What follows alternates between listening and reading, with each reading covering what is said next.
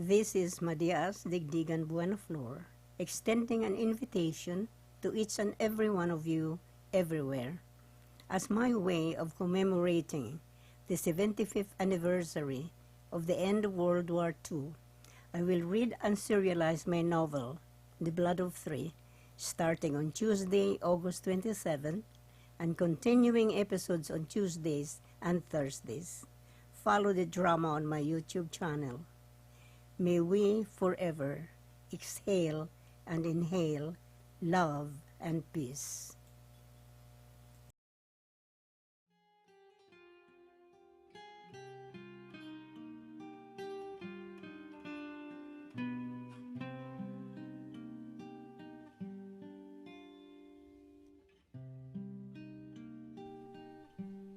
Chapter 15. The crippling venom of war had invaded the Miura home. It had robbed it of its priceless and irreplaceable joy. The days that followed were dimmed with the shadow of the cruel incident that snatched the life of Lotta. The once happy home was nothing more than a grave, for the loss of Lotta had created a void, an emptiness that was there to stay. It had drowned their once bright and lively home into a bottomless darkness. No laughter was heard from where it once contagiously rang.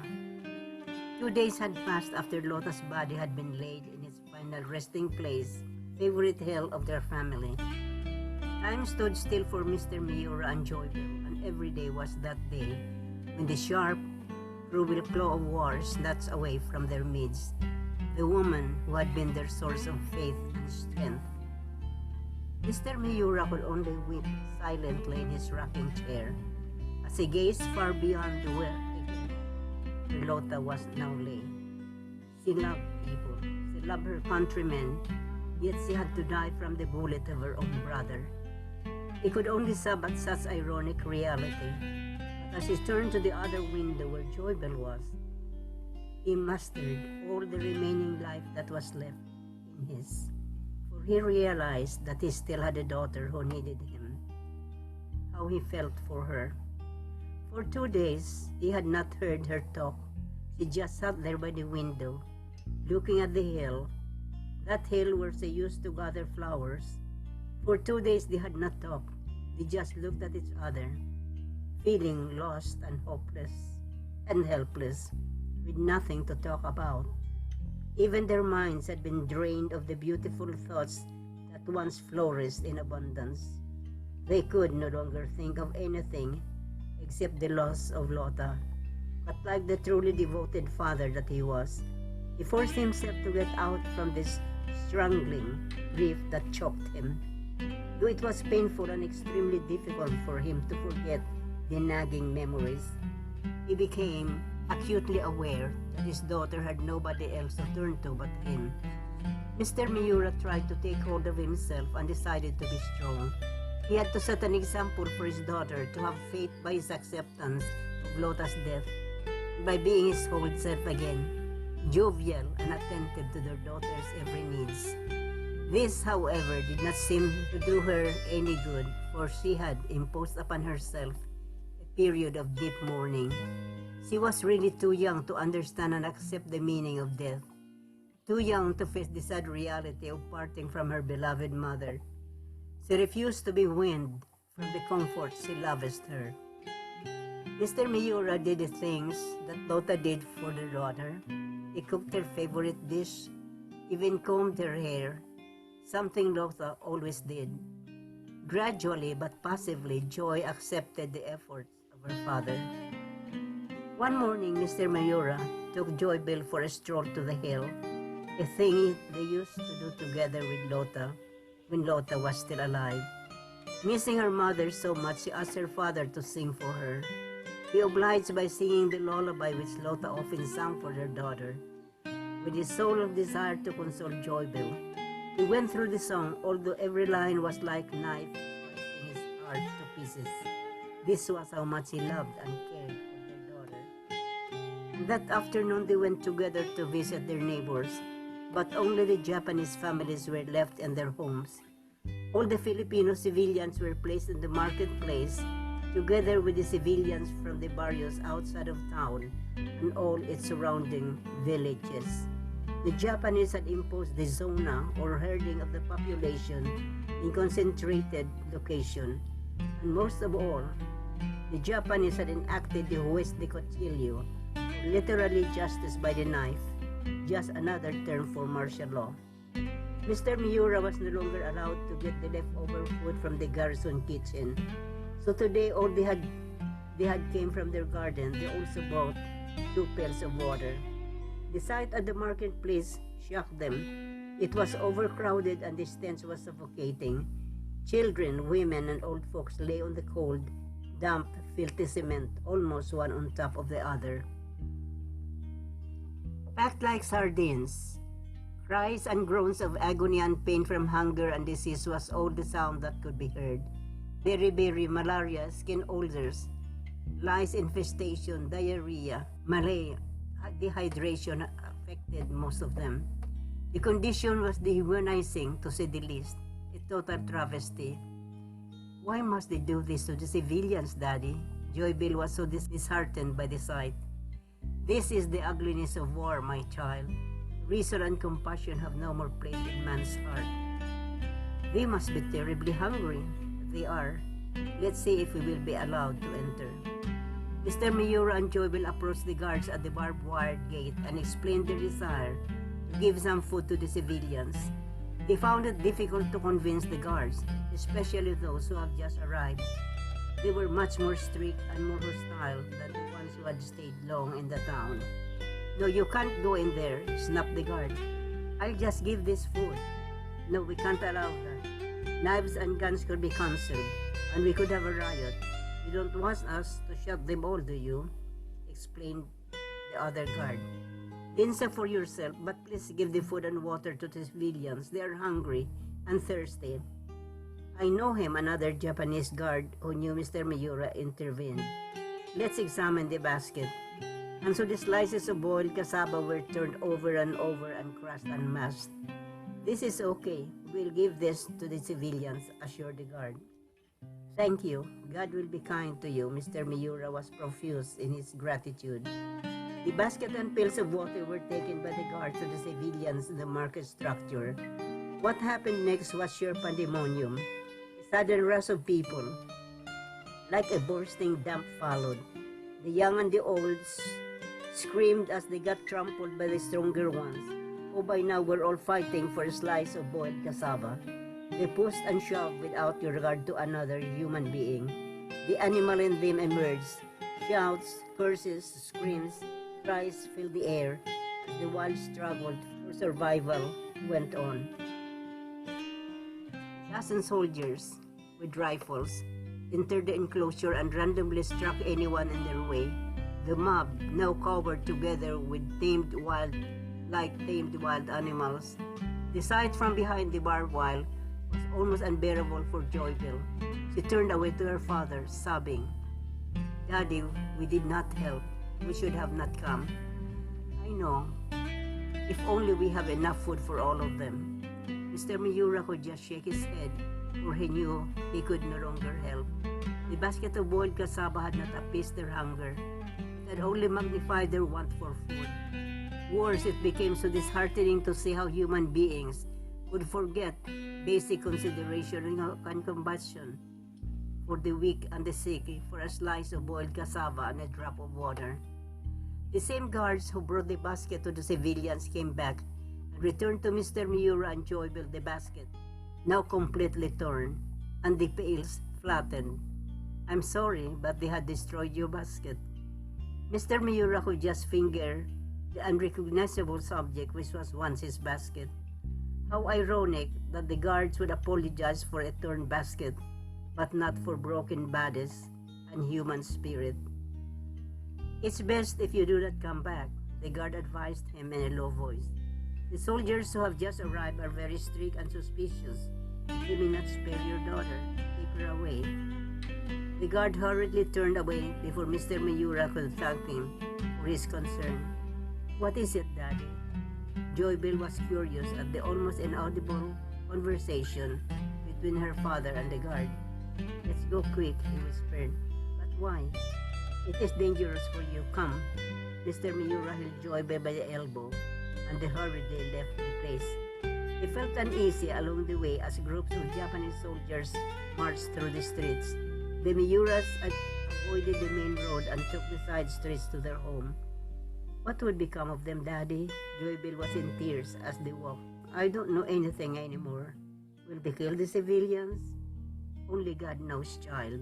But what have the civilians done? Remember what the colonel told us about the civilians when they came to town? The Japanese were here to free the Filipinos from the clutches and dominations of the Americans, that they will restore freedom and equality among the people. Remember, Daddy? Yes, of course I do. The people believed them, but I had my misgivings then.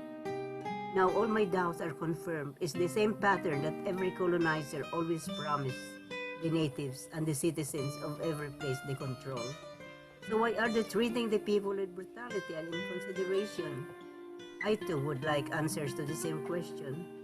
They ask the people to cooperate, but in return they haven't shown respect or compassion or kindness. Yes, they made many promises so they could get the people to submit.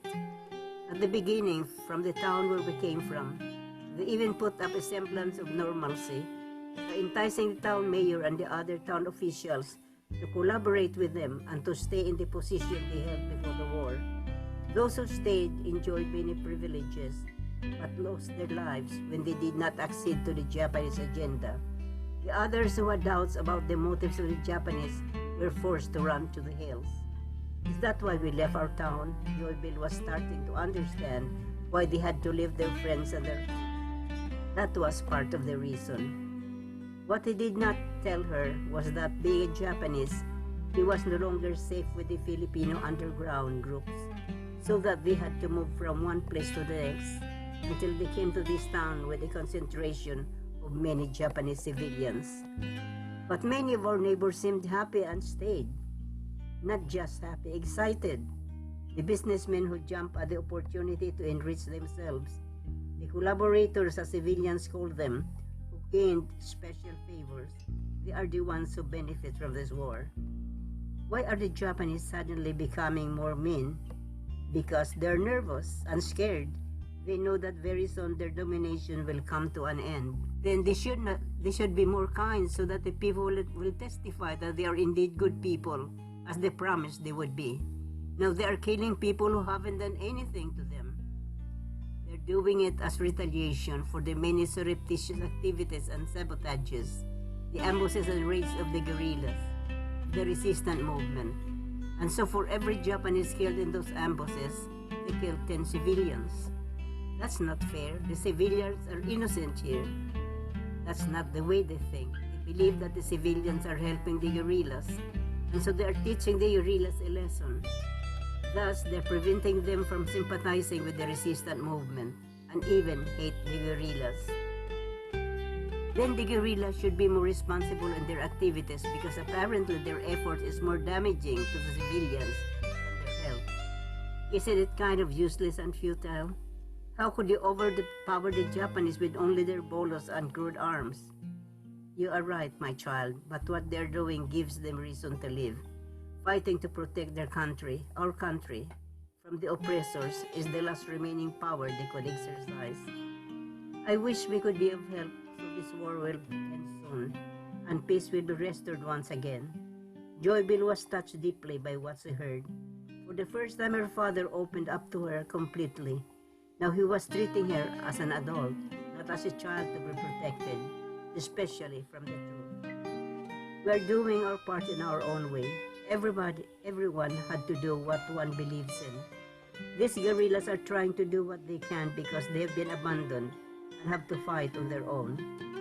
I can't understand why they were abandoned. I thought the Philippines is a commonwealth with the United States. That's what we learn in school. That means the United States is supposed to be protectors of this country and to provide them support until they are ready to be on their own as an independent country. Joybell remembered what she learned. You're a good student, Joybell. You have learned well. Yes, and the Filipinos have proven that they are worthy to be on their own. They fought hand in hand with the Americans. They're still fighting. But they left them alone. Why did General MacArthur abandon them? It was not his decision. As a good soldier, he had to follow what he was told to do. And who told him to do that? The government.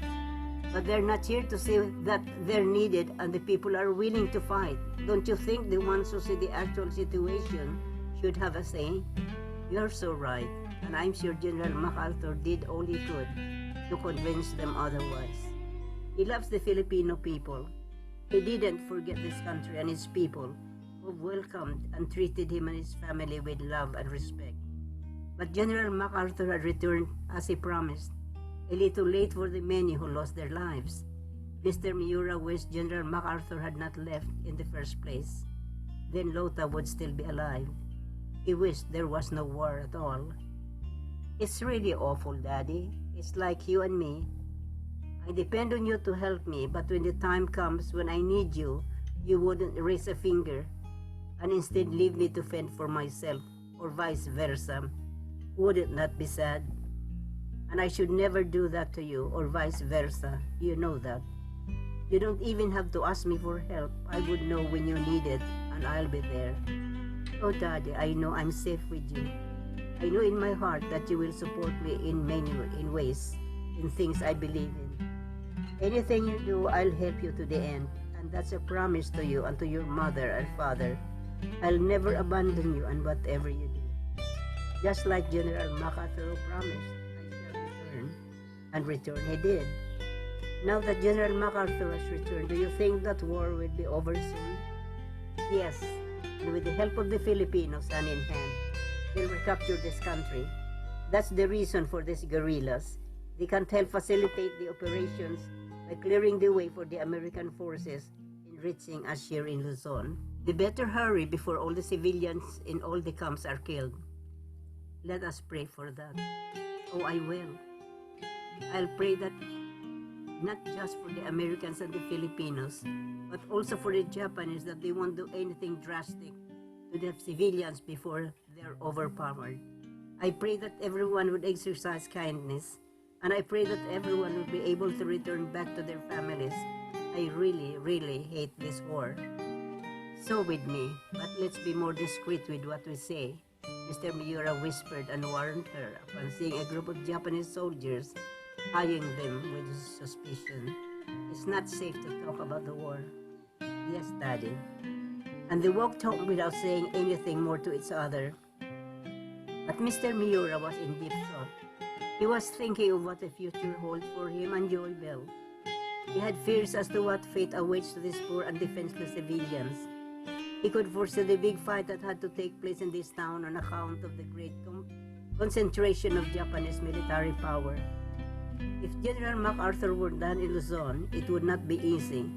It would be at the cost of many lives. There would be a long and bitter fight, and how many lives would be lost, only God knows. Mr. Miura felt a chill as he thought of the probable fate of the whole town and all its people. And like Mr. Miura, Joybill was thinking too, but not much about the battle that would take place, but more about how soon she would be able to see Ernesto again. The sudden loss of her mother and her exposure to the suffering of the civilians have just compounded her need for someone to be close to, someone like Ernesto. She craved for him and longed for his voice.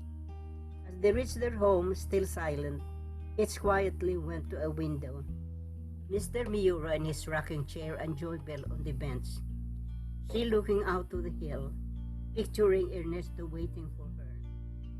How she wished Ernesto were there to comfort her, and how she wished General MacArthur would soon come to this place and liberate them.